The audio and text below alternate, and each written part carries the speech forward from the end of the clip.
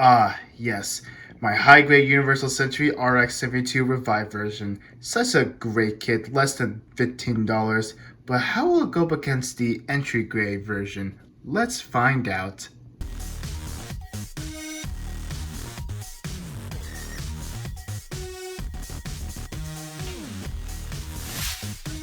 Hi guys, how's it going? It is Plastic Disasta, and today we are going to do a review of the entry grade RX-78-2 Gundam. And if you guys have no idea what the entry grade is, well, let's sum it up in a few words. It's basically baby's first Gunpla. And to explain it even further, it's basically a line where beginners can, grab it and build it together with no tools, no paint, and no stickers. And I've seen the promo pics and it does look very promising. And if you're an experienced modeler, yes, you can go grab it yourself because I've seen many people customize the hell out of this kit. So looking at the box, we see the RX-78 doing the standing pose, and right there in the background are going to be the runners it comes with. And I noticed it comes with 4 runners, so let's not spoil the unboxing yet, even though we are about to do it. Taking a look at this side of the box, it shows that the runner placement makes it easy to find all the parts, and it shows the pictures that you can take out the parts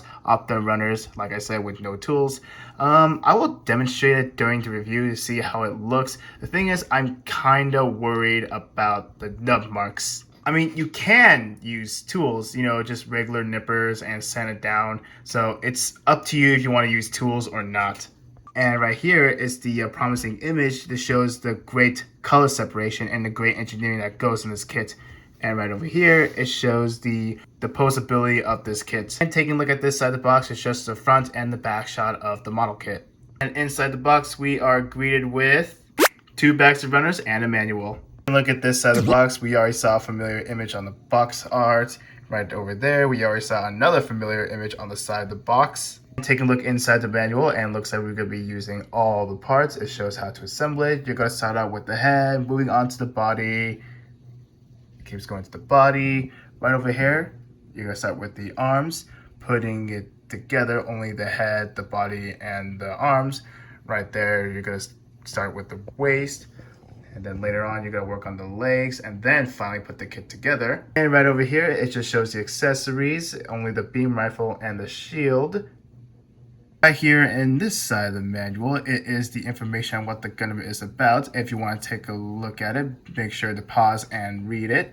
And right over here, looks like we have some pretty cool images from, wow, looks like I see images from the first Gundam anime, Char's Counterattack movie, the Gundam Seed Destiny anime, and the Unicorn. And right down here would be the HG Gunpla series. This side of the manual will show what Gunpla is about. Once again, feel free to pause if you want to read it. Right down here would be the, again, no glue, no paint, and no tools required. And right over here would be showing how to put effort in your Gunpla. Runner A1 and A2 is going to be a multicolored runner. Looks like we have the red parts, the blue parts, the yellow parts, and the gray parts. And these are going to be parts for the waist. I see parts for the head, parts for the chest, more parts for the chest. I see parts for the eye, and parts for the waist. And it looks like it's going to be like the joint parts. A lot of recognizable parts. And oh my god, how many times do I have to say that word? And just for a quick demonstration of taking out the parts without using any tools. Yeah, it looks pretty easy to do. And yeah, that is what I'm kind of worried about, which would be the nub marks. So like I said, I am planning on painting this kit, so I'm not worried about it. And just to clarify, you can only do that to the entry grade, not any other model kit lines. Runner A3 and 4 is going to be more joint parts, 1 yellow part that goes on the shield, and it's going to be the red parts, and I see parts for the feet, again the shield, and the beam rifle. Runner B1 and B2 is going to be the kind of off-white parts, but there's going to be parts for the head, the shield, and the arms, waist, side skirts, and of course the shoulders. And finally runner B3 and 4, and the majority of them is gonna be the leg parts, while you have 2 beam saber parts right down there. 4 runners, not a lot of parts, very cheap. I am so excited to put this together, and I heard some really good things about it. I'm gonna build this kit right away, and I'll see you guys right after the build. And here is the entry grade RX-78-2 all put together, and that did not take too long. And I gotta say, Bandai did a really great job with their engineering. For a model kit that is less than $10, let me say it again, less than $10, that's really impressive. I mean, sure, there are some missing color apps, but those missing color apps are almost unnoticeable. And if you really want to detail paint, the best thing I can think of on top of my head is you would just detail paint those little joint parts right there. Just fill it in with dark gray and you should be all set. Well, not just that, and panel line it and top coat it. It'll look great. And in case you haven't noticed, there is not a lot of surface detail in it, so that'll be a perfect opportunity for you guys just to scribe in and put in the details in. And speaking of details, I am going to bring the HTUC RX-72 because this is going to be a little bit more on a comparison video, so you can see how it looks visually. So with these two side by side, there are going to be some differences. What I've noticed is the legs on the entry grade is a little more thicker than the Revive version. The side skirts, like the yellow squares, is a little bigger than the ones in the HTUC version. The torso, or the upper torso is like a little more wider and a little more square, while this one is smaller and slightly more rounded. But here we're at the head. I feel like the entry grade is a little more chubbier than the HTUC Revive version. And looking at the V-fin, of course the entry grade is going to be a little more thicker than the Revive version. And taking a look at the backpack, and it's pretty obvious that the Revive version has a bigger backpack than the entry grade version. And not only that, there are some detailed differences. And I also noticed that the back skirt has a different design than the entry grade version. Okay, so let me just put this to the side. He'll come back later. And let's focus a little more on the entry grade RX-72. And let's talk about the seam lines. Now, the obvious ones would be the legs right there, but they should be easy to take care of. And other than that, I see no seam lines, so that's really good. Another seam line I want to point out would be the beam rifle that goes across there. So once again, two easy seam lines to take care of, not a big deal. Now I know I'm jumping to the accessories right away, but I have to bring back the other Gundam kit to show you the comparisons between the two beam rifles. So here it is. Let me just take this out so we can have a closer look. So here's a closer look between two beam rifles. The top one would be the HTUC Revive, while the bottom one would be the entry grade. And the differences would be the handle right there, which this is thicker than the other. So there goes the two-handed grip on the gun for the entry grade version. And the scope right here, this is all in gray, while the other one is all in yellow. This scope is bigger than the entry grade, and what they both share is that they move side to side. And for this one, side to side. But this one moves to this side a little further than the HTUC Revive. As for lengthwise, the entry grade is longer, and I noticed that the stock or the end of the gun are two different designs. And while other than that, I think that's all the differences I can point out. Okay, that's about it for the gun. And here is the shield. Really nice, but the only disappointing thing is that this is not painted gray. It looks like you do have to put more effort in the entry grade. And to have the gun to hold the shield, you're gonna have to like pop off the handle, which is a little inconvenient, but that's not a deal breaker for me. And you're gonna have to rearrange it to have it, or stick it out sideways, I mean. Slide the handle into the hand and plug it onto the forearm, just like that. And you can even store the shield on the backpack. Just put this peg into this hole and make sure the handle is in a collapse mode, and you just plug it in just like that. So now that we looked at the entry grade, what about the high grades? Well, the only difference I can think of is that the high grade version is taller than the entry grade version. Not only that, looking at the back of the shield, this can move up and down. Like I showed you earlier for the entry grade, you have to pull out the handle, which is a little inconvenient. This is just no big deal. But What the entry grade has over the high grade version is that the entry grade Gundam can hold the shield like that, while the high grade Universal Century version, since it's a round peg, it'll just like flop around. Alright, so that's enough of me comparing this kit to the HG version. I just want to get the obvious out of the way, just to show the difference in proportions and the difference in the common accessories. And I noticed there were some pretty bad nub marks on my entry grade, but like I said, I am painting this kit like right away, so I'll see you guys right after the painting. And here is the entry grade RX-78-2 all painted up. As far as painting experience goes, the fact that this kit only has very few parts, I say painting this kit is going to be very quick and easy. It depends on what kind of process you're doing, either like you're scribing, which I did not do, or if you're masking. But I'm not sure if I mentioned this earlier, it does have really nice color separation, so you don't have to worry about masking. But like I said, that's only if you're going to put even more effort into this kit. For color inspiration, I went with Deep Cover's color scheme. Oh my goodness, try to say that 5 times fast. And no joke, guys, this is like my 20th take for saying it right. So let me know in the comments if you want me to review Deep Cover. Please engage with me. Okay, let me just put him out of the side, and let's do a 360 look on the painted RX-78-2. And as you can see, I did put some details on it, and for the decals I use, those are like leftover decals I use from the Gundam local type. I wish I should have used water slide decals, but at the moment when I was painting this kit, I do not have it. Okay, so you've seen the beam rifle and you've seen the shield. There is one accessory I forgot to show you, which would be the beam sabers.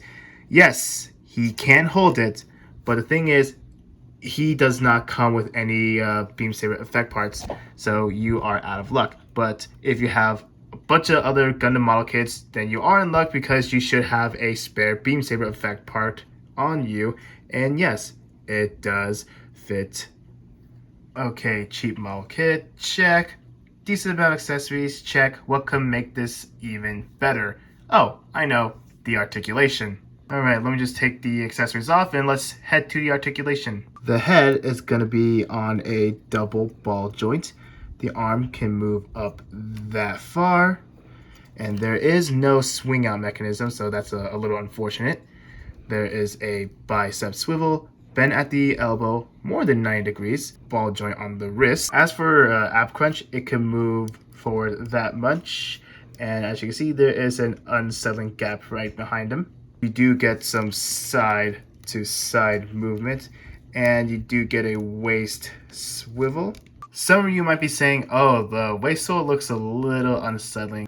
Well, this is a painted model kit, and it's going to be a little tight. As for front skirts, they are molded together, but you can separate them, so it can move up that much. And as for side skirt, it can move out that much. Back skirt, it does not move. Okay, now here's an interesting one. This is a ball joint right up there, and it does what a ball joint does. It can move up that far, move back that far, and it can move out that far. But there is a peg, but you still get a thigh swivel out of it. The knee can bend at 2 joints. The ankle armor is on a ball joint, but you're gonna get a little bit of movement out of it. There you go, so you can get a better look at it. So it can only move like side to side. And for the foot, it can move up that far, and you also get like a flip-flop vibes. Kind of reminds me of like those GM kits. It can move back that far.